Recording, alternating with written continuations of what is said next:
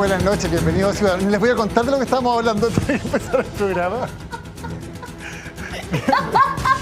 Bienvenido, Mónica González, Hernán Larraín, Rafael Berguán, Alberto Mayor. Muchas gracias por acompañarnos en un programa que va a ser de lo más entretenido, me parece, el día de hoy en Ciudadanos. Queremos su opinión como siempre. Estos son la pregunta que les vamos a hacer a través de nuestras redes sociales del tema que, claro, está marcado los últimos días. ¿Será Ricardo Lagos el candidato de la nueva mayoría? ¿Sí o no? Participa a través del Twitter con el gato Ciudadanos CNN. Ya, el gato de hashtag gato. ¿Algún voluntario para el minuto de confianza? Por acá, ¿o no? Rafael, que no estuvo la semana pasada, con abstinencia. Sí. Okay, tu minuto de confianza, Rafael. Pago mis culpas. Voy a hablar de algo que pasó la semana pasada. Comentando la última cifra de desempleo, la ministra del Trabajo dijo que los datos del INE no reflejaban la realidad. Según ella, el empleo estaría creciendo muchas veces más que lo que el INE dice. Bueno, mi opinión es que esas declaraciones fueron muy desafortunadas, al menos por dos razones. La primera ya la mencioné alguna vez acá antes. Uno puede tener su propia opinión, pero no puede tener sus propios datos. Pero más importante que eso, me parece que hoy, especialmente hoy día, cuando hay tanto problema con la legitimidad de las instituciones, del mundo público, que una autoridad cuestione a una institución técnica, que además no es autónoma del gobierno de turno y por lo tanto no puede responder, me parece que no es una buena idea. Los datos siempre pueden decir o pueden avanzar en la dirección de un interés particular. Uno siempre puede encontrar, créanme, un dato que dice lo que uno quiere decir. Por ello es tan importante que cuando uno hace un análisis técnico riguroso mire muchas variables y al mismo tiempo trata de aislarse de la cosa de verdad de corto plazo. Oportunamente y afortunadamente la presidenta Bachelet aportó prudencia en este contexto. Dijo que si la economía crece poco es natural que el mercado laboral esté más débil y que lo importante era que las autoridades se preocupen de que el efecto sea menor en las personas. Así, creo que en resumen lo que pasó la semana pasada es mal la ministra, bien la presidenta. Gracias, Rafael. Me tomo mi minuto de confianza. Hace 63 años, líderes como Clotario Blest fundaron la CUT, soñando con convertirla en la casa de todos los trabajadores chilenos. ¿Qué hay de ese sueño hoy? De los ya muy pocos trabajadores chilenos que están sindicalizados, apenas 1 de cada 4 de ellos son parte de la CUT. Y esta semana hemos vivido una situación francamente bochornosa, con padrones que son desconocidos, sindicatos fantasmas y una elección que es impugnada por 4 de las 6 listas que participaron sin que haya hasta ahora una definición. Es algo que no da para más. Un sistema doblemente indirecto donde los trabajadores no deciden cuáles son sus autoridades, sino que algunos dirigentes votan por otros dirigentes que a su vez van a votar por el nuevo presidente. Lo que ha pasado con la CUT, la irrelevancia en que se ha asumido la CUT en el último tiempo, no solo es culpa de Pinochet, del neoliberalismo o de las leyes laborales. En gran parte es responsabilidad de su propia dirigencia. Por eso es que el sueño de algunos como Clotario Blest se está transformando en una pesadilla. Alberto, tu minuto. Quería referirme justamente al tema de la CUT. Nosotros hemos culpado, me incluyo muchas veces, de la devastación del sistema sindical a Pinochet, a la concertación, que terminó su existencia con un menor porcentaje de sindicalizados que incluso en la época de Pinochet. Hemos culpado a los empresarios que tienen prácticas antisindicales. Hemos culpado incluso a las universidades que enseñaban prácticas antisindicales en la formación universitaria regular de las carreras de ingeniería comercial o ingeniería industrial. Le hemos echado la culpa a muchos. Hoy tenemos que decir que hay una responsabilidad importante también de las dirigencias sindicales, también del mundo sindical, también de quienes aceptaron pequeñas temáticas para sus sindicatos locales, dejando todos los temas nacionales en manos de grandes sindicatos con altos niveles de cooptación. Para todos aquellos sindicatos que sin estar de acuerdo aceptaron negociaciones que ocurrían en los ascensores mientras ellos no estaban presentes. Aquí hay una responsabilidad muy larga. Esto lleva mucho tiempo. Ya pasó con el colegio de profesores, está pasando hoy día con la CUT. La crisis es terminal y necesitamos un mundo sindical del que verdaderamente podamos sentirnos orgullosos. Gracias, Alberto. Mónica, tu minuto. Muy buenas noches. En estos días, parlamentarios del oficialismo y de la derecha intentan una vez más postergar la votación del proyecto de ley que despenaliza el aborto por 3 causales, una de ellas la violación. La razón, una vez más también, evitar conflictos antes de una elección. Es una actitud francamente vergonzosa, porque se tiran problemas urgentes al congelador, esta vez del congelador del Congreso, para evitar mostrar conflictos. Yo creo que no es una situación excepcional. Así ha pasado con otros problemas, como el de las altas comisiones de la AFP y sus ganancias. Sin embargo, pareciera que este dato, este hecho, el aborto, la gente que ha marchado estos días por la vida contra el proyecto, olvida algunos datos muy importantes que Andrea Repeto y Alejandro Sepúlveda pusieron en la palestra hace algunos días. 1 de cada 4 niños chilenos es pobre. 7 de cada niño chileno sufre maltrato en sus hogares y 1 de cada 11 es abusado sexualmente. La mayoría de los violadores son del entorno familiar. El 30% de esos maltratos son quemaduras graves de cigarrillos y golpizas muy violentas que dejan secuela. Los agresores son habitualmente los padres. Y todo esto lo digo ¿por qué? Porque un alto porcentaje de esos niños abandonados son producto de embarazos no deseados. Pareciera que la gente que lucha con tantos bríos por un niño que está por nacer no tienen la más mínima sensibilidad por esas lágrimas, por ese sufrimiento de los niños de hoy que están en hogares del Sename, pero no solo allí, repartidos a lo largo del país, en una masa que debiera impulsarnos a actuar hoy y urgente por mejorarles la vida.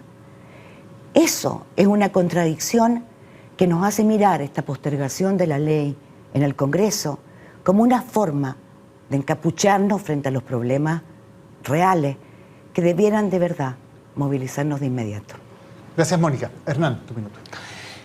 El anuncio de Ricardo Lagos sin duda fue una sorpresa.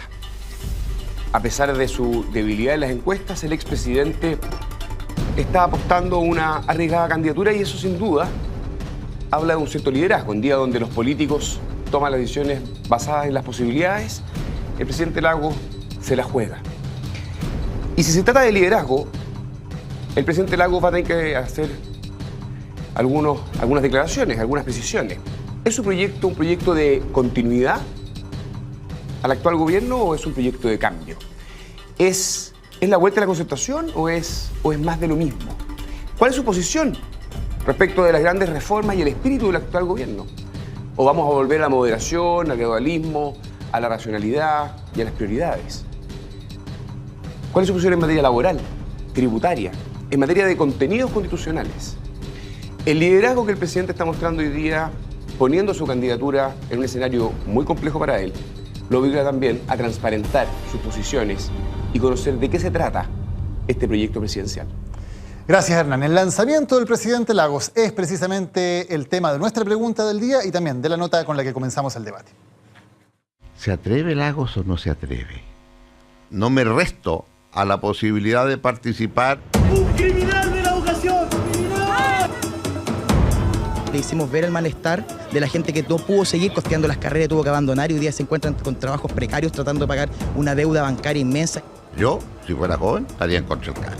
Hubo un error de cálculo garrafal. A mí me parece muy bueno que haya hombres y mujeres serias, responsables, disponibles para ser candidatos a la presidencia de la República. Yo personalmente estoy disponible a competir con Ricardo Lagos en primera vuelta presidencial. Hay que estar disponibles, pero también esta es una decisión que se toma colectiva y democráticamente.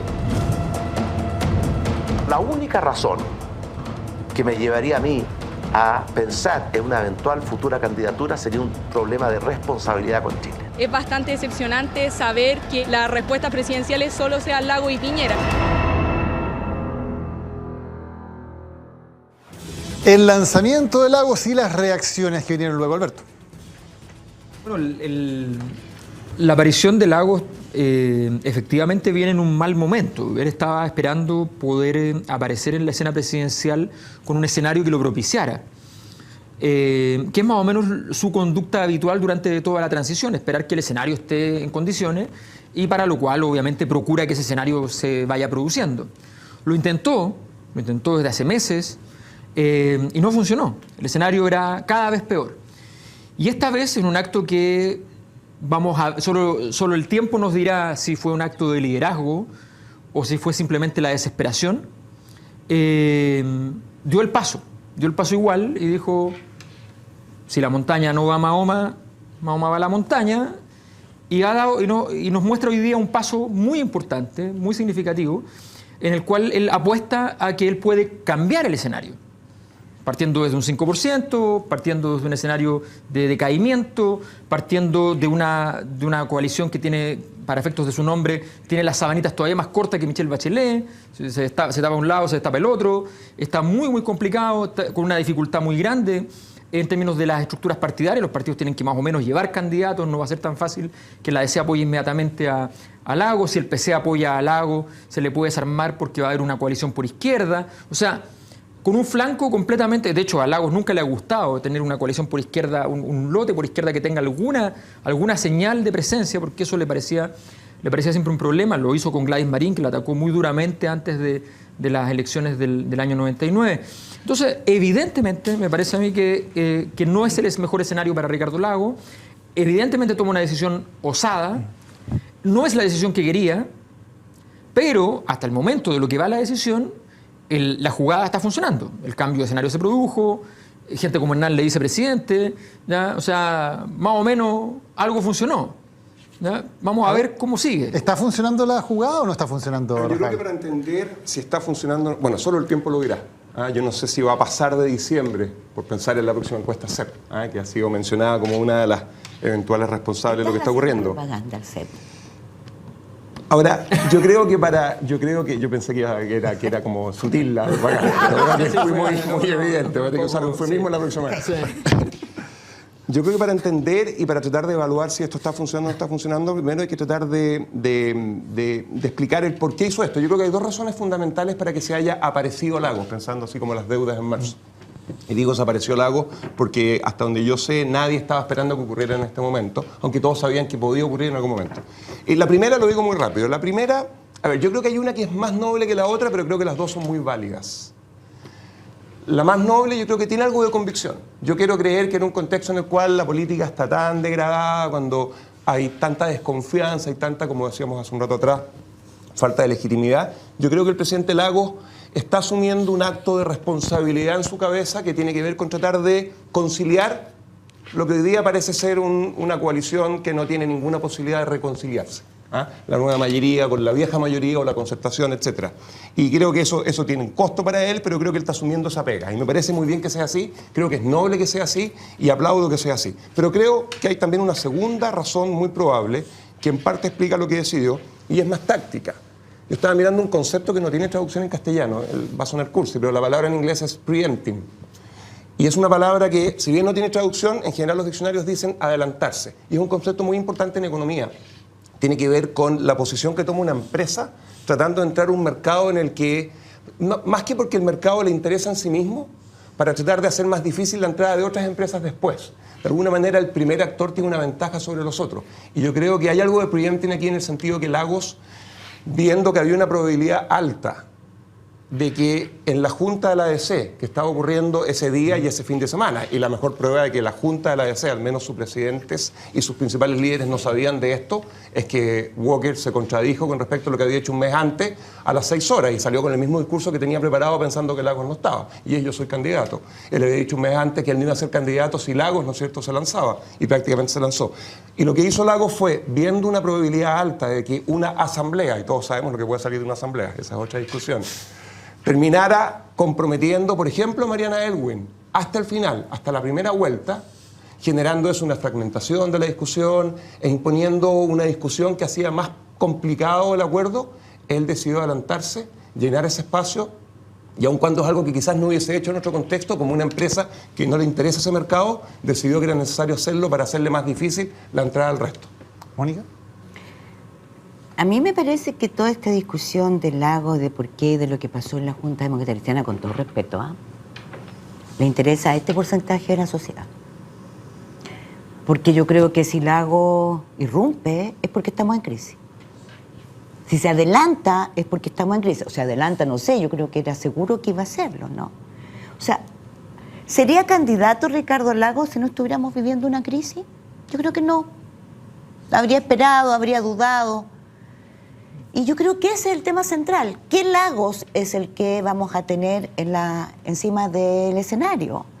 Yo creo que lo más importante no es ni el 5% de la encuesta, ni el 14% de Piñera, tu candidato, sino que el 60% que no tiene candidato. Ese 60% que mira desde lejos lo que deciden los partidos, que miran todavía sin ninguna, o sea, no voy a hablar de pasión, sin ningún entusiasmo las elecciones de octubre municipales, gente que mira todo esto como si fuera lejano, no propio, no determinante. Y entonces ahí uno tiene que entrar al tema central. ¿Cuál es el tema central a mi modesto parecer? ¿Por qué la crisis? Porque hay una crisis de credibilidad y porque nadie, por ejemplo, ha querido sincerar hasta ahora el problema fundamental del financiamiento ilegal de la política, que en el fondo era una cooptación para que los parlamentarios votaran como querían quien ponía el dinero, leyes específicas como la ley de pesca, como la ley del royalty, como se está demostrando en los tribunales. Mientras no tengamos esa confirmación, mientras no tengamos un sinceramiento de los conflictos más importantes que han hecho esa distancia con la sociedad, yo creo que si Lagos candidato, lo que responde Walker, que a mí me parece un chiste que se desdiga, o que haya tantos demócratas cristianos que digan que el camino propio es un suicidio. A mí me parece que no pasa por ser un tema anexo. El tema central está en qué va a proponer Ricardo Lagos para mostrarnos a ese 60% y a toda la sociedad que de verdad su propuesta es para salir de la crisis. Estoy de acuerdo. Aparte, ese fue el punto que hice en el minuto de confianza. Creo que hay que dar también un dato que, como pasa un poquito colado, pero bien dramático. Estamos a un año 7 de que este gobierno se termine y la verdad es que la presidenta Bachelet, ya el síndrome de gato cojo creo que queda corto para su realidad. Digamos, la discusión pasa a ser literalmente otra y de hecho cuando nos preguntamos quién es este Lagos, de qué se va a hacer cargo, para dónde nos quiere mover, es de alguna manera también una lápida al proyecto de la nueva mayoría, al menos como lo entendimos hasta el día de hoy, porque hacia alguna parte tiene que moverse Lagos. Lo segundo, y respecto a Sebastián Piñera, si es el candidato que gana la primaria de la centro-derecha, va a ser mi candidato, no te lleva duda. Y tiene probabilidades de que así sea, pero se gana con voto, no con encuestas las primarias y las elecciones. Así que corra también el expresidente Piñera, con gusto. Y un último dato, o un último análisis. Si bien creo que la irrupción de Lagos fue muy espectacular el día viernes, a los pocos días creo que esto se ha ido debilitando. En la medida que la nueva mayoría siga la DC proponiendo candidatos y sea un Burgos y un Andrés Saldívar el que levante a Lagos, no sé si están realmente ayudándolo, yo sea de paso. Si parte del PC empieza a ver con buenos ojos a Guillé, si el PS y su presidenta dice, mira, este señor es del PPD, así que ese es un problema que tienen que resolver ellos. Nosotros vamos a elegir a nuestro propio candidato. La DC que eventualmente coquetea con ir a primera vuelta. En fin, creo que el efecto, eventualmente a los pocos días, puede ser muy espectacular, ¿cierto?, en su primera imagen y tal vez más débil políticamente al pasar y al correr. Nuestra pregunta, de hecho, para ustedes que nos están viendo es precisamente esa, si Lagos va a ser o no el candidato de la nueva mayoría. Ahí se abre un tema, porque uno esperaría que al irrumpir Lagos, eso iba a forzar a los demás candidatos a decidirse, a Guiller, a Allende, a Insulza, a decir sí o no. Y aparentemente están logrando sortear la situación sin definirse, sin tener que precipitarse en una carrera que no querían comenzar todavía, pero tampoco tener que bajarse. ¿Revela eso que lo de Lagos no fue una irrupción tan importante o revela más bien que los demás no tienen la fuerza para salir a... Están esperando medir el impacto y a partir de esa medición del impacto ver si es necesario subirse. Creo que están esperando que pase el efecto emotivo, que fue fuerte, y ver si efectivamente después del efecto emotivo hay un efecto real, hay un efecto político. Pero no hay también una influencia de otro factor, no nos olvidemos que se acabó el binominal. Es decir, cuando mucha gente dice primarias, yo creo que hay también gente tentada de hacer de la primera vuelta una primaria, ¿no? Entonces, yo creo que hay que mirar más, con más detención, creo yo, el fin del binominal. Ahora, siempre que eso tenga alguna posibilidad, porque cuando se dice, por ejemplo, que la democracia cristiana lleve un candidato a primera vuelta, la democracia cristiana es difícil. Es prácticamente imposible que haga eso sin tener un candidato más o menos consolidado, porque para llevar un candidato a primera vuelta y terminar sacando un 5%, es la muerte de la DC, ¿no? Sería la tercera vez, ¿no? El primero salió segunda con Frey, estoy jugando con los conceptos, salió tercera con Orrego, podría salir cuarta con Walker. Tercera con Orrego de las primarias. Claro, estoy pensando que hubo dos candidatos del mismo lado antes, ¿no es cierto? Y ahora con Walker podría quedar cuarta. O sea, podría pensar al menos en tres candidatos. Sí. Por otro lado, la DC, ¿cuál es el gran problema de la DC hoy día? Mientras la DC sea parte de esta coalición, hay una gran diferencia entre lo que hay hoy día y lo que había antes, y esa gran diferencia, aunque parezca obvio, es la existencia del Partido Comunista adentro. ¿Por qué creo yo que es tan importante?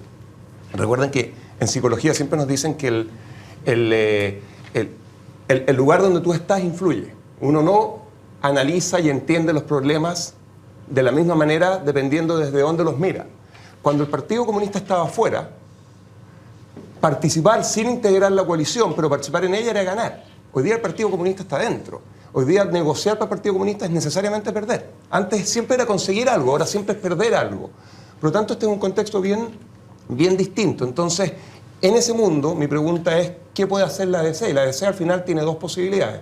O tiene, pensando en que lo haga un poquito mejor que las veces anteriores, o tiene un candidato, algo que a esta altura solo va a funcionar si es que es prestado, el caso de Lago, por decirlo de alguna manera, un candidato propio pareciera que, al menos yo no estoy dispuesto a poner ni 50 pesos en ninguno de los candidatos de la DC hoy día, o hace una segunda cosa, que es no teniendo un candidato prestado o comprado. ¿Alguien pone más de 50 pesos, no? Yo no pongo ni 10, pero sé. No, ni un peso. Está difícil, sí.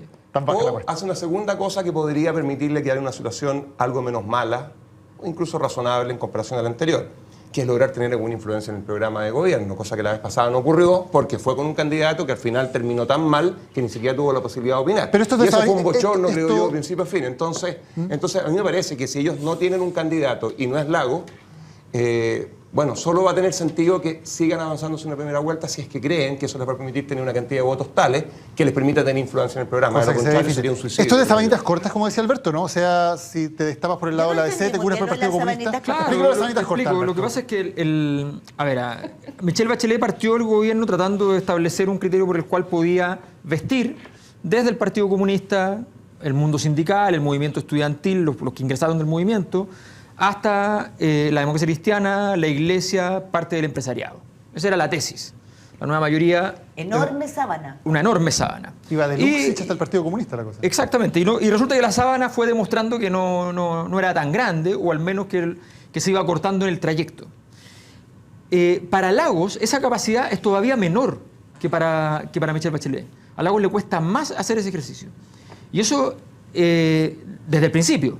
Desde el principio que el a la izquierda de la nueva mayoría siente mucha distancia con Lago, y resulta que hoy día el empresariado siente mucha cercanía, pero vamos a ver qué pasa con el empresariado frente a un Lagos eventualmente remozado con un discurso reformista. Porque ya le gustó Michelle Bachelet con el discurso reformista 1, pero no le gustó cuando empezó a decir que las reformas eran de verdad. Entonces vamos a ver qué pasa con Lagos. En ese sentido, es difícil que él logre vertebrar todos los partidos y todos los actores. Y además él anda buscando esta mirada coalicional. Cuando se llama candidato a sí mismo, lo hace con una mirada coalicional, no lo hace pensando que el PPD lo nombre candidato del PPD. Él se pone a sí mismo de candidato. El problema que acontece es cuando empiezan a decir otros, entonces, bueno, dado que apareció el candidato, que los efectos prácticos del PPD, empiezan a decir otro, aparecerá el candidato del Partido Socialista, aparecerá el candidato del Partido Radical Socialdemócrata, con toda que es el más complicado, a mi juicio, para Lagos. Guillé es la carta más difícil porque es la carta más desconocida, es la carta más emergente, que tiene datos más interesantes, y en ese sentido esa novedad le puede significar un dolor de cabeza. Un dolor de cabeza que se resuelve, a mi juicio, más o menos fácil. Porque ¿Con aspirina? Es que el partido es muy chiquito, entonces los partidos chiquitos son muy sensibles, digamos, porque yo creo que el dolor de cabeza mayor lo va a dar. O sea, tengo la sensación, primero, que el Lago es mucho más que el PPD. El PPD es una cosa hoy día.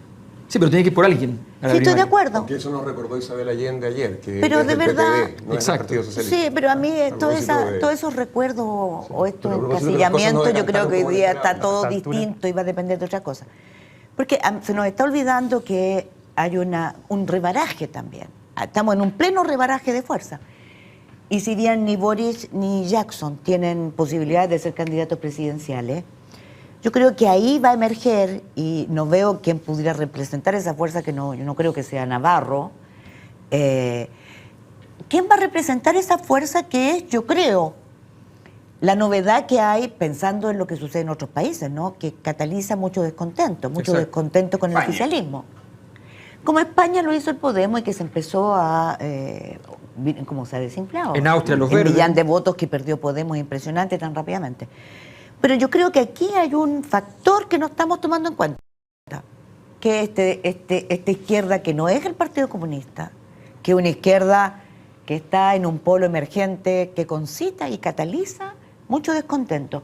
Y en la derecha, por ejemplo, habrá que ver qué va a pasar con figuras como el líder de tu movimiento, Kast. O con la gente de Amplitud. O con la gente de Amplitud. O sea, estamos viviendo un rebaraje que yo creo que es centrarnos y encasillar a la gente. Insisto en lo que decía al principio, puede que me equivoque. El tema central es cuál va a ser la postura que van a mostrar, ojo, y demostrar esas personas frente a temas cruciales, como por ejemplo el tema de la reforma a la salud y el problema que tenemos con las ISAPRES, que es incipiente, los derechos de agua. O un tema que yo creo que ya está bueno. Ya no hay más posibilidad de chiste con la delincuencia. El último suceso con los carabineros y la asociación ilícita en que participaban en Mexicanas de Droga, apropiación de droga, 10 carabineros de una tenencia como La Pintana metidos en eso. O sea, se requiere de verdad reingeniería y entrar a picar. Pero veamos cómo se plantean, Hernán, para seguir el tema que plantea Mónica, veamos cómo se plantean frente a esos temas. Lagos apenas anuncia dar una entrevista en Radio Cooperativa y hace algo que es inusual en él, hace una autocrítica. Dice, yo me equivoqué cuando no le ordené al Banco Estado que no presentara también una propuesta del 6% más UEF para el crédito con aval del Estado, que es una de las grandes críticas que se le hacen a Lagos. Él en su momento decía, bueno, es que el poder de los bancos es demasiado grande, no pude hacer más, con una especie de resignación. Ahora es autocrítico, reconoce que se equivocó en algo. ¿Es una manera que uno podría esperar que Lagos presente de aquí en adelante para hacer viable su candidatura?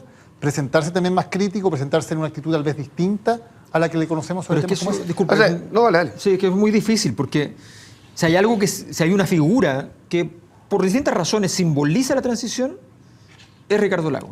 Entonces, y que simboliza la concertación como coalición, es Ricardo Lagos. Entonces, que él salga con el discurso de la nueva mayoría de crítica a la concertación puede ser, si eso lo hace como elemento contingente, si una autocrítica respecto al tema específico del CAE, claro, no hay problema, no se puede equivocar. Pero si es un espíritu, es como el espíritu de época, si él dice no, la concertación se equivocó en X, Y, Z, ¿ya? Y dejó hacer a los grandes poderes, esa autocrítica no me parece viable. A ver, yo creo que Ricardo Lagos la tiene muy difícil. Y si yo tuviera que ir al casino, apostaría a que no va a llegar. ¿Cuánto tengo poco, pero no va a llegar a la elección presidencial. Creo que está jugándose una ficha de alto riesgo y que las condiciones objetivas para que sea sustentable son muy bajas. Y en parte por lo que estaba diciendo Alberto. La ecuación que logró Michelle Bachelet de juntar al PC hasta la DC, en parte era por la fuerza electoral que ella misma tenía. O sea, había un incentivo para los parlamentarios de esos partidos en llegar al gobierno y, por supuesto, ser reelegidos en el Parlamento. Si Ricardo Lagos tiene éxito en su operación, más allá del cariño que ciertos empresarios le tengan en la élite, lo que necesita es votos y, por tanto, peso en las encuestas. Es lo que va a generar incentivos al interior de la nueva mayoría o de la nueva concertación, ya veremos, para que los partidos se ordenen en una primaria donde él pueda ir, sea competitivo y pueda ganar y estar en primera vuelta. Yo creo que eso es muy difícil para Lagos. Yo creo que no están las condiciones. Creo que tiene una mochila histórica muy pesada, tiene un partido partidos muy fragmentados, una coalición de gobierno en el suelo, reformas que están con altos niveles de rechazo. Yo creo que sus condiciones Pero si hablamos de mochila. Entonces, y déjame comparar, yo creo que la centro-derecha tiene mejores condiciones objetivas para hoy día llegar al Ejecutivo. Tiene un candidato que no solo tiene mejores condiciones en la encuesta, sino partidos que tienen la voluntad de hacer primarias y eso ordenaría bastante al sector. ¿Quién tiene la pista más despejada y quién tiene la mochila más pesada? ¿Piñera o Lagos? Lo discutimos después de esta pausa en Ciudadanos.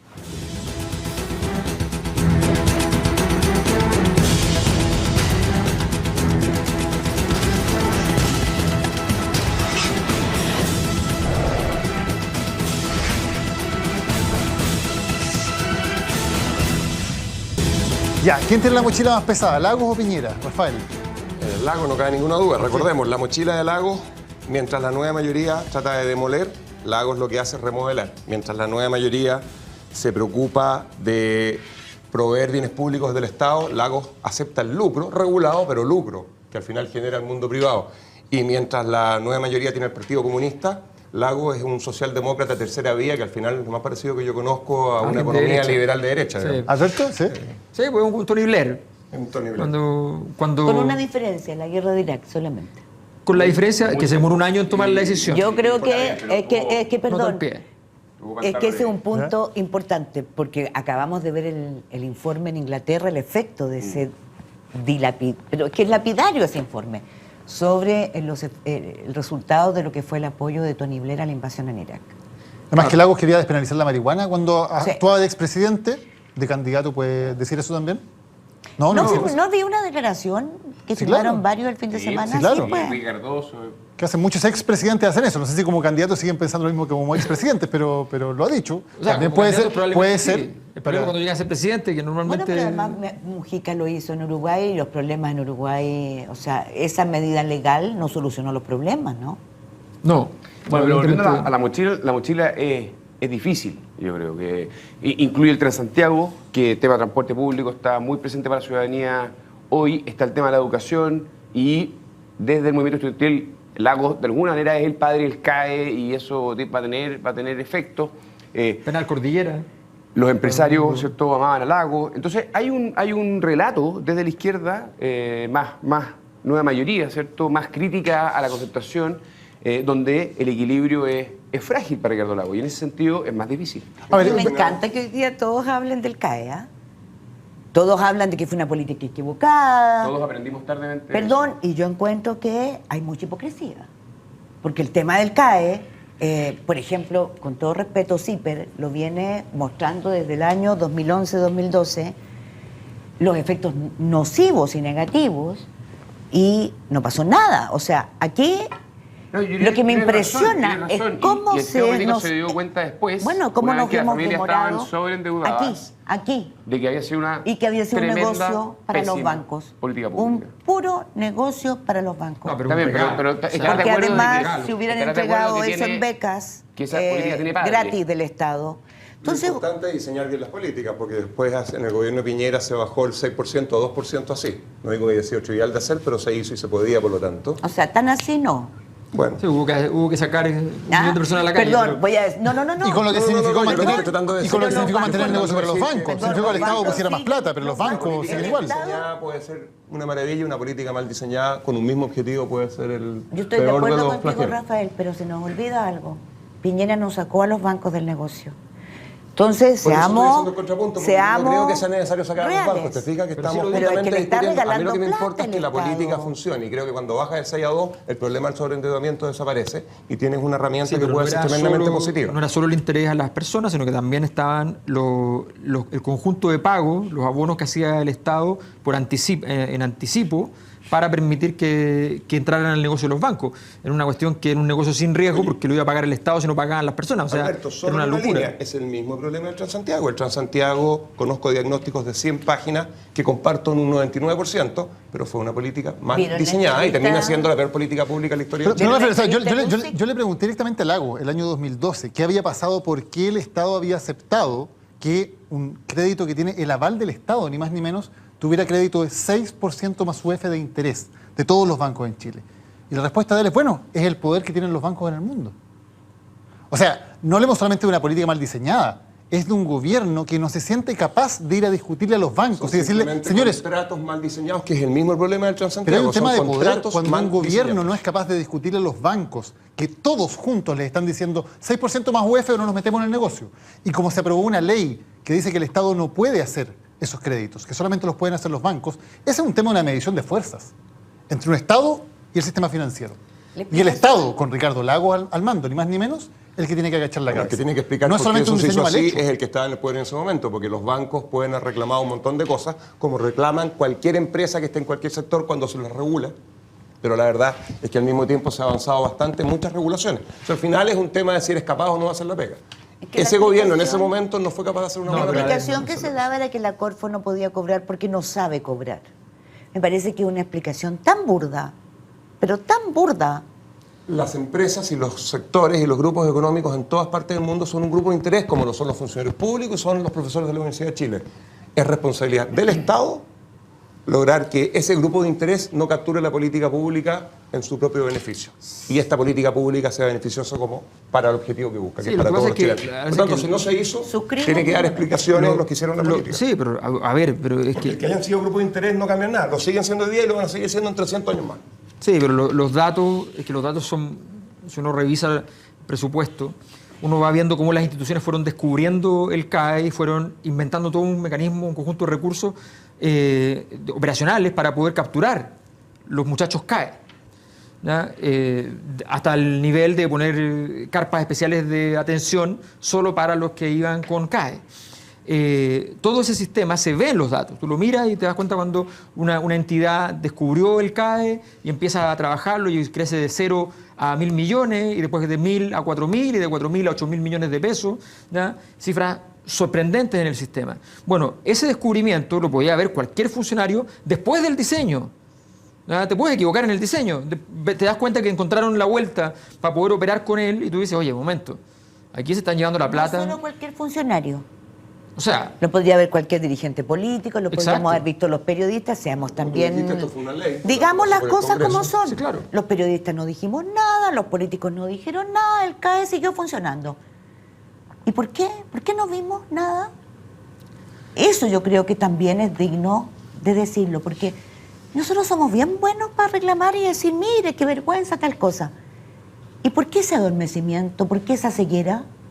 Bueno, ¿y por qué la comisión ingresa? Tienes toda la razón. Y en no el dijo fondo nada. estamos discutiendo de esto a propósito de la viabilidad de una candidatura presidencial de Ricardo Lagos, que tiene que hacerse cargo, entre otras cosas, como muchos otros actores, y estoy contigo, somos muchos más los responsables de por qué pasó eso y pasaron otras cosas.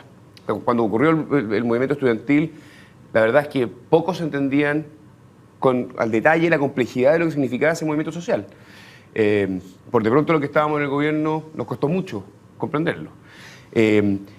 Ahora, Ricardo Lagos igual va a tener que hacerse cargo de la responsabilidad política y va a tener que hacerse cargo no solo del CAE, del Transantiago y una larga lista. Y ese es el punto, creo yo, en el contexto actual. ¿Es viable su candidatura?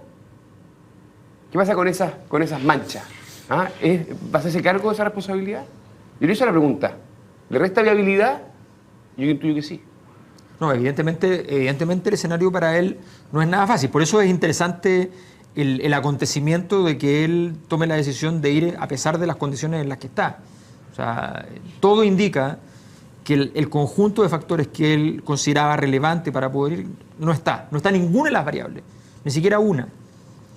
Entonces es interesante justamente porque vamos a estar en condiciones de poder presenciar esta apuesta grande, importante, de Ricardo Lagos, que no se puede dar el gusto de lo que tú estás diciendo, no puede darse el gusto de no llegar a primaria, ni se puede dar el gusto de perder la primaria. O sea, aquí hay una deuda histórica de Ricardo Lagos consigo mismo, que es el póster completo en el Icarito, ¿ya? Y esa búsqueda de la historia que tiene Ricardo Lagos, que le hace ser un candidato mucho más pesado y que le hace mucho más difícil hacer quizás cosas que a Bachelet les harían más fáciles, justamente por su liviandad política mayor. Que ya a nadie le resulta fácil hacer eso. Ahora no, ahora ya no, ahora a nadie. Pero a Y Ricardo Lagos desde siempre era más difícil porque la pesadez de su historia política en la transición lo marcaba mucho. Y ese aprendizaje, porque Ricardo Lagos finalmente es el que construye los pactos más importantes de la democracia de los acuerdos realmente existentes, no de la hipótesis de la democracia de los acuerdos de los 90, sino que ya la solidez de esos acuerdos con la derecha, y con el empresariado, y con la iglesia, en fin. Todo eso para Ricardo Lagos va a ser muy complicado y efectivamente, pero yo sí considero muy relevante que en Chile hoy día los políticos que quieran entrar en la historia estén obligados a jugar todo o nada. Yo creo que una muy buena noticia. noticia. Por ejemplo, la jugó Andrónico Luksic con la entrevista que dio Sí. en la tercera este domingo, ¿no? Sí. O sea, a mí me impresiona. Muy interesante. Sábado. Muy El sábado. interesante. ¿Qué va a decir? Muchas gracias. ¿Qué van a decir los candidatos con respecto a esta propuesta de estatizar el Transantiago? Claro. Es interesante porque Independiente... ¿Van a estar a la derecha de Luksich? Es que es interesante. Sí, pues. No, pero interesante. Luksich levantó algunos temas alineados con tu cuestionamiento. Acuérdate que en parte de la entrevista él una y otra vez repite lo que considera a esta altura es inaceptable, y es que se estén haciendo cosas tan mal y que lo sigamos permitiendo. O sea, hoy día, no que estemos ex post reconociendo que no vimos algo, sino que estamos hoy día, mientras hablamos, viendo cómo el Transantiago sigue funcionando mal, viendo cómo los compromisos en el mundo de la salud no se están cumpliendo. Pero no hay ninguna cuota de responsabilidad que asuma. O sea, no, pero yo creo que es importante cuando uno pone sobre la mesa. Yo creo que es interesante escuchar al representante del grupo económico más importante del país plantear algunos de sus cuestionamientos. O sea, sobre todo en un país en el que se ha puesto de moda hablar desde el anonimato en Twitter o desde el desconocimiento absoluto, según hemos sabido después, cuando la gente ha planteado ideas y después ha tenido que reconocer que en realidad no las había estudiado. Entonces a mí me parece que eso es valioso. ¿Cuál ejemplo? ¿Qué ejemplo, por ejemplo? No, yo estoy pensando, mira, ayer en la entrevista que se le hizo a Isabel Allende, ella en algún momento cuando le preguntan por la reforma educacional, contó hasta con candidez, encuentro yo, me sorprendió, con candidez, algo que no esperaba de la presidenta del Partido Socialista y de una persona de la experiencia política que ella tiene, que había estado hace un par de años atrás en Francia. Y cuando contó ella, a los pocos meses que había partido este gobierno, por ahí por junio del 2014, y ella llegó a contar todas las cosas maravillosas que estábamos haciendo en educación en Chile. Y las describió porque se las había aprendido. Estoy repitiendo lo que ella contó. Y parece que la miraron en Francia y le dijeron, ups, nosotros tuvimos con un sector privado de este porte en el mundo de la educación todos estos problemas y no pudimos resolver muchas cosas. Ustedes van a tener grandes problemas. Y ella ayer dijo, y yo me sorprendí porque yo estaba tan contenta, estoy usando las palabras que ella usó, estaba tan contenta con lo que se estaba haciendo. Yo me di cuenta que en realidad las cosas no se estaban haciendo bien. Estamos en un país en el cual algunos de los principales líderes políticos, algunas de las personas que están liderando los principales partidos políticos y que tienen la responsabilidad más desde el Congreso de definir las leyes que transformen estos proyectos en realidad, y sabemos que esa realidad va a ser buena o mala en función de cómo estén diseñados, reconociendo a esta altura del partido que se compran una venta de un ministro sin más. Y que tienen que viajar al exterior para que les digan que eso tiene un montón de riesgos. O muchos y tienen que que votan pasar sin saber. 2 años para darse cuenta que en realidad parece que la cosa no era tan buena como se pensó. A mí me parece interesante la entrevista a Luksich en el contexto de que primero salga a hablar. Una entrevista, digamos, abierta a toda pregunta, después de 5 años. Creo que es bien franca, mi impresión. Es que dice realmente lo que piensa, y una autocrítica respecto también del caso Cabal, una vez más. Pero a mí sí me parece interesante, y en eso hay algo parecido a Lagos y también lo que dice respecto al CAE. Yo creo que hay jugadores que, dadas las circunstancias en que está viviendo el país, tienen que decir al menos cómo están viendo la realidad. Yo creo que aquí lo que estamos viviendo todos es una crisis que tú describiste al principio, la sensación de que el pesimismo, la sospecha, la desconfianza nos tienen un poquito sin rumbo, y en lo público, en lo colectivo, reina más bien la distancia con los partidos y el sistema político. Entonces, ¿qué vamos a hacer? ¿Vamos a mantenernos en la crítica fácil o le vamos a pedir a jugadores como Luksich y como Lagos que salgan a poner sus puntos? Yo lo encuentro positivo eso. Ahora, con responsabilidades que yo creo que son bien distintas. La responsabilidad de un líder político tiene muy poco que ver con la de un líder de un grupo empresarial. Son players, cada uno en sus ámbitos, que es muy distinto estar en el silencio que salir a decir... Sí, a mí me parece positivo, como decías tú, más que se dé una entrevista, que se conteste preguntas, me parece bien. Ahora, me parece que también había una clara forma de presentar la entrevista en cuanto a las respuestas, de querer empatizar, por ejemplo, con temas sociales. O sea, decir que los problemas de Chile es la gente en los paraderos del Transantiago y la gente del Sename. No sé si son ellos realmente, sinceramente, las verdaderas preocupaciones del gran empresariado en Chile. La suerte del Transantiago y del Sename. Pero está bien, es una estrategia comunicacional que funciona. Ahora, no es lo que uno ve en la práctica. Al menos no lo han sido. Pero es una estrategia. A propósito de eso, hubo algunos aspectos, nuevamente, aquí la entrevista cada uno la tomará como quiera tomarla. Yo también creo que es valioso el acto en sí mismo y creo que contribuye al debate, un debate más informado, mejor llevado a cabo. Pero hubo otras cosas que menciona Luksich que yo no sé si son ciertas o no ciertas, no sé si coincido con ellas o no porque no tengo información. Pero, por ejemplo, plantea cosas que a mí me preocupan, que sí son más lejanas a la cosa social, pero muy relevantes para Chile. Plantea por primera vez, yo escucho a alguien relevante en el mundo empresarial en Chile decir que en el extranjero están opinando mal de Chile.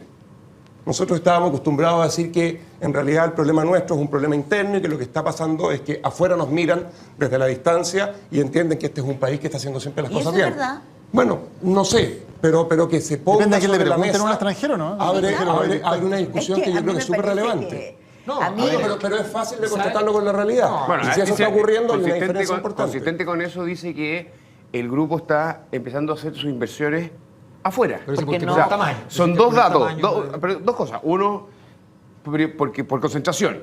Tiene tanto acá, digamos, que es impresentable. No le alcanza. Pero la otra también que uno podría... No lo pases tan así. La concentración es un problema gravísimo en Chile. Por supuesto, por supuesto. Ojalá que esa fuera la razón y no que invertir en Chile no es buen negocio. O sea, Sí, digo, hay dos a ver, hipótesis que son, además pueden ser ambas correctas. Pero perdón, además hay un argumento que a mí me hace ruido, claro, porque cuando se dice, como una cosa de conciencia, es decir, es que es injusto que a mí me vengan a pagar el Estado, le venga a pagar la universidad a mis hijos o a mis nietos. Todos sabemos que para alguien del patrimonio de Luxich, pagarle a la universidad a los hijos o los nietos no es un problema ni siquiera de caja chica. No es ese el tema de discusión. El tema es cuántos impuestos se pagan, qué normas hay para evitar la concentración económica, qué normas hay para que efectivamente haya libertad de mercado y no se concentre todo en algunos pocos grupos. Ese es el verdadero tema para un grupo económico. Para un grupo económico el problema no es el problema, digamos, de igualdad social o de conciencia social. No es si vas a tener que pagarle a la universidad a tu hijo o a tus nietos. Porque eso evidentemente no tiene nada que ver en términos de plata de lo que estamos hablando. No, de hecho, claro, cuando se habla de educación gratuita en cualquier parte del mundo, con un sistema donde no se financia un mercado, sino que hay un sistema público gratuito y masivo, lo que se habla es que simplemente las personas con más dinero no solo pagan la educación de sus hijos, sino que pagan la educación de miles a través de impuestos. O sea, ese es el sentido de la lógica. Pero el problema que aquí pasó es que este Congreso, por ejemplo, o este sistema nuestro, la mayoría de la gente que toma decisiones no tiene a sus hijos en el sistema público. Entonces, yo comparo ¿qué pasa cuando el sistema de educación público es un problema de todos porque tú tienes tus hijos allí? Entonces, yo estoy de acuerdo en principio con que tú no tengas que pagarle la educación a los hijos de los ricos.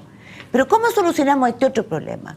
¿Cómo solucionamos este paternalismo asqueroso, perdónenme, que hace que, como tú no conoces la realidad de la educación de los colegios públicos, de La Pintana, etcétera, no tienes idea, entonces no te importa. No te importa que no tengan baño, que los niños sean la mayoría, no almuercen, no coman, pasen solos porque los padres trabajan todo el día. Ese es el tema. ¿Cómo hacemos para que los que toman decisiones se preocupen, se ocupen? Sí, pero ¿sabes lo que pasa? Que yo creo que lo importante de este escenario es que, a mi juicio, si Luxich y el empresariado en general tienen que salir a jugar, lo interesante es que se acaba el carácter fáctico de su poder. Si ellos se van a convertir en jugadores en la escena política, ¿ya?, tienen que jugar a la legitimidad. Y aun cuando eso no está mediado institucionalmente, aun cuando eso no está mediado a través de un juego en el cual legítimamente puedan participar, no, eso debería estar mediado por la política, ya está más cerca. Tienen que empezar a operar con la legitimidad. Los políticos también.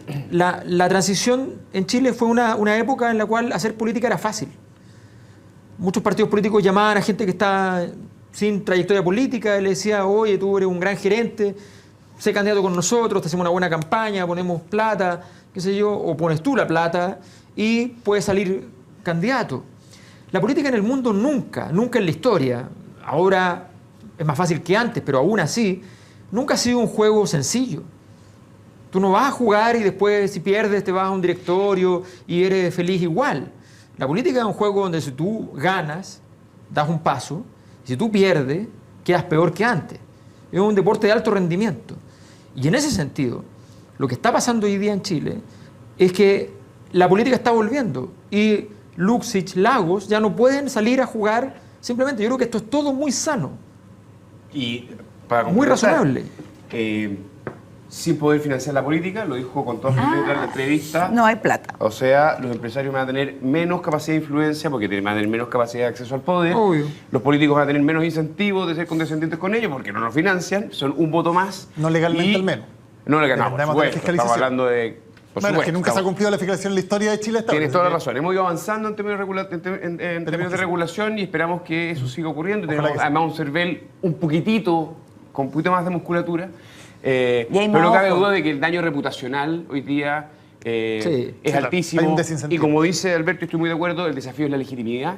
todos los actores pueden, o más bien, quieren tener la posibilidad de hablar y ser un jugador, digamos, que las personas digan, ok, vale tu opinión ser escuchada, y creo que Luksic es un ciudadano más, en la medida que da una entrevista, sale de la política en términos de financiamiento, y podemos hablar de él, digamos, con total libertad. Y antes no. tengo la impresión de que ha cambiado la relación de los medios, de la ciudadanía y de los políticos con los fácticos y los más ricos. Incluso, hoy día son menos poderosos que antes. Y tal vez también porque son más conocidos. Yo no sé, hace 10 años si uno preguntaba en la calle quién era Luksic, no sé cuánta gente sabía. Sabían del nombre, pero yo creo que no reconocían. Yo creo que hay mucho más. Sus opiniones. Se han convertido también en personajes que son parte de la polémica. Sí, claro, porque tienen, y eso es lo interesante. Que hay más cercanía por el conocimiento, pero hay más distancia por el empoderamiento de la gente. De las la relación es más horizontal. Pero yo creo que estamos en un momento muy, muy increíble, ¿no? De mucho cambio. Y este cambio es buenísimo. Esto de tener a la gente que tenga que responder y que dé la cara con sus opiniones sobre distintos problemas. Yo solo discrepo contigo, Alberto, en que yo creo que el poder fáctico de los empresarios se había empezado a acabar. Es decir, si uno compara con lo que tuvo ese cuarteto que apoyó el golpe, que lo preparó, que lo financió y que apoyó la dictadura todo el tiempo, con lo que empezaron a hacer los empresarios paulatinamente a partir del año 2000. Yo creo que hay un cambio importante. Sí. Y yo creo que ha habido un retroceso en el último tiempo. Y eso es evidente. Ay. Hubo toda una dirigencia empresarial que trató de salir de ese poder fáctico, y este último tiempo hemos tenido un retroceso violento en el cual nuevamente vuelven a ser cuestionados. Porque ¿cuánto pesan hoy día los gremios empresariales en el debate público? Muy poco. Es que yo creo que son muy nefastas sus opiniones, se cierran mucho. Pero su nivel de influencia es muy bajo. Es que los empresarios realmente poderosos no necesitan a la dirigencia empresarial. No. Un Luksic, la SOFOFA no la necesita. No necesitan claramente hablar por la CPC o la SOFOFA. No claro, lo necesitan. Pero, a ver, el poder de los empresarios en la época Lagos, por ejemplo, era inmenso. Inmenso. Yo no sí, bueno, acuérdate con Juan Claro cuando se hace la yo creo que evidentemente hay un momento en que decae el poder de los empresarios cuando empieza la transición. Luego se fortalece muy rápido. La primera negociación de la reforma tributaria los fortalece muy rápidamente. Y ahí ellos arman una estructura que es bien interesante. Ellos en ese momento reorganizan toda la estructura gremial del mundo empresarial, aprendiendo algo que había ocurrido en muchos países del mundo, en Estados Unidos, en Europa, que los empresarios empiezan a aprender mucho de la organización sindical, de cómo se habían fortalecido los sindicatos en el mundo. De hecho, operan por rama, como no le permiten a los sindicatos hacerlo. Y empiezan a trabajar muy, muy bien en esa estructura. Y eso se refleja con toda claridad en los años de Lagos. Y de ahí para adelante el poder de los empresarios pasa a ser enorme. Yo no me atrevo a decir... Es difícil compararlo, no veo difícil pensar en un mecanismo para poder hacer la comparación, pero no me atrevo a pensar así fácilmente de que es menor que el poder que tuvieron incluso en dictadura. Nos vamos a la respuesta que ustedes dieron a nuestra pregunta. ¿Será Ricardo Lagos el candidato de la nueva mayoría, sí o no? Muy dividido. Muy dividido, ustedes ven ahí. 47% cree que sí, 53% cree que no. Así que la apuesta está ahí todavía. Está friccionado. Sí, esto no se Es pasa. que de la nueva mayoría no creo. Avisémosle. Bueno, déjame llamar. Ahí quedó la cosa. Esas fueron sus opiniones. Muchas gracias por habernos acompañado. Alberto, Rafael, Mónica, Hernán, muchas gracias por haber estado con nosotros. Buenas noches. Nos vemos el próximo lunes. Buenas noches.